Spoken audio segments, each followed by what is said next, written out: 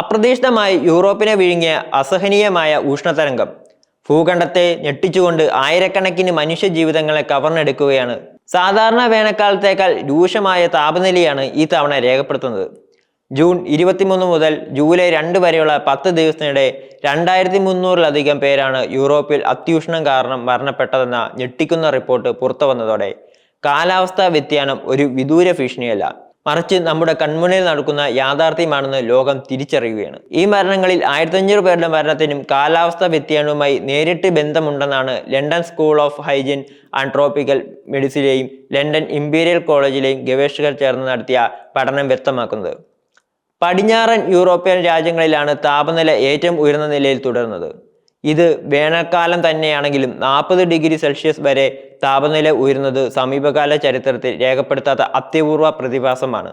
യൂറോപ്പിനെ ചുട്ടുപൊള്ളിച്ച ഈ ഉഷ്ണതരംഗത്തിൽ സ്പെയിനിലാണ് റെക്കോർഡ് താപനില രേഖപ്പെടുത്തിയത്.